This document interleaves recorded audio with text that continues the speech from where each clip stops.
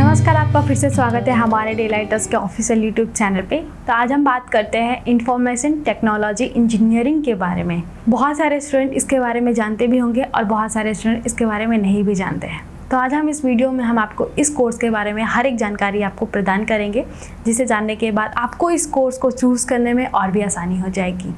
तो वीडियो की शुरुआत करने से पहले जो इस वीडियो को पहली बार देख रहे हैं वो इस चैनल को सब्सक्राइब करना ना भूलें और साथ ही बेल आइकन को प्रेस कर लें ताकि कोई भी इंफॉर्मेटिव वीडियो है उसके नोटिफिकेशन आपको मिलती रहे।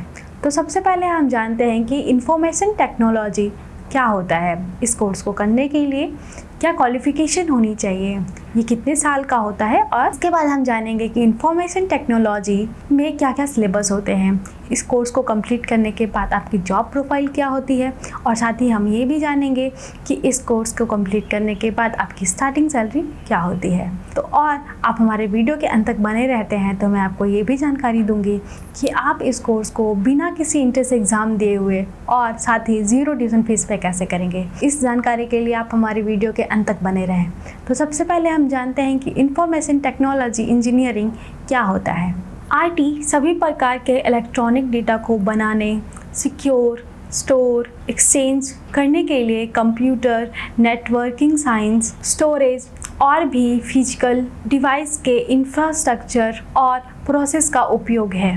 अब हम जानते हैं कि आईटी इंजीनियरिंग करने के लिए स्टूडेंट की क्वालिफिकेशन क्या होनी चाहिए और ये कितने साल का होता है और साथ ही ये कितने प्रकार का होता है। सबसे पहला होता है बीई या BTech in IT means information technology engineering. इस कोर्स को करने के लिए स्टूडेंट का 12th पास होना ज़रूरी होता है। 12th में फिजिक्स, केमिस्ट्री, मैथ सब्जेक्ट्स होने भी अनिवार्य होते हैं और ये एक अंडर ग्रेजुएट कोर्स है जो कि टोटल 4 साल का कोर्स है, जिसमें टोटल 8 सेमेस्टर होते हैं, जिसमें प्रत्येक सेमेस्टर 6 मंथ पे होता है। इसके बाद आता है एमई या MTech in information technology engineering. इस कोर्स को करने के लिए स्टूडेंट्स का बी या बीटेक कोर्स में इंफॉर्मेशन टेक्नोलॉजी ब्रांच से क्वालिफाई करना ज़रूरी होता है और साथ ही इसमें 50% मार्क्स लाने भी ज़रूरी होते हैं। ये कोर्स टोटल 2 साल का कोर्स है, जिसमें टोटल 4 सेमेस्टर होते हैं, जिसमें प्रत्येक सेमेस्टर 6 मंथ पे होता है। अब हम बात करें कि इस कोर्स को कंप्लीट करने के बाद जॉब प्रोफाइल क्या होती है। तो कुछ जॉब प्रोफाइल इस प्रकार हैं, जैसे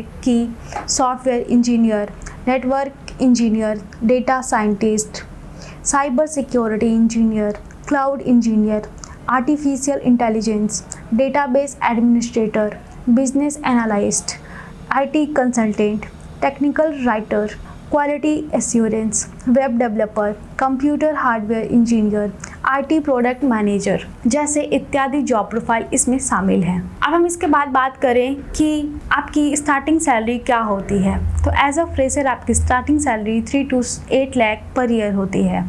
जैसा कि हम आपको हर एक वीडियो में यही बताते आ रहे हैं कि आपकी सैलरी इंक्रीजमेंट आपके नॉलेज, आपकी स्किल्स और आपके एक्सपीरियंस पर डिपेंड करता है। जिस तरीके से आपका इस फील्ड में एक्सपीरियंस बढ़ता जाता है उसी तरीके से आपकी सैलरी भी इम्प्रूव होती है।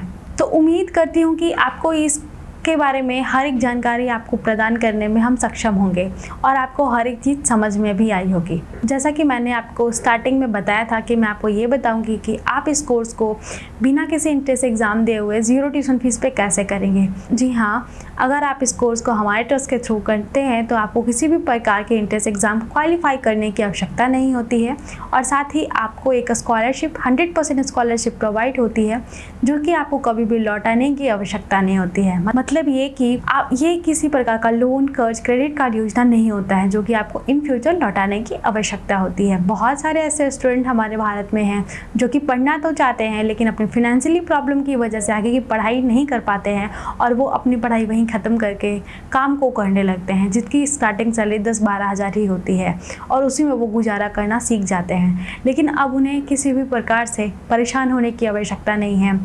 वो हमारी संस्था के थ्रू करते हैं तो उन्हें 100% स्कॉलरशिप प्रोवाइड होती है और अगर वो इस स्कॉलरशिप का लाभ उठाना चाहते हैं तो पहले इसके लिए एक रजिस्ट्रेशन फॉर्म फिल करना होता है, जो कि वो ऑनलाइन या ऑफलाइन कैसे भी कर सकते हैं। अगर आप इस फॉर्म को ऑनलाइन फिल करना चाहते हैं तो आप इसके लिए आप हमारी वेबसाइट daylighttrust.in पे जाके फॉर्म को फिल कर सकते हैं और इस स्कॉलरशिप का लाभ उठा सकते हैं। अगर आपके मन में किसी भी प्रकार का डाउट है तो आप हमारे हेल्पलाइन नंबर पर कॉल करके जानकारी प्राप्त कर सकते हैं। उम्मीद करती हूँ कि आपको ये वीडियो अच्छी लगी होगी, तो लाइक शेयर कमेंट करना ना भूलें। धन्यवाद।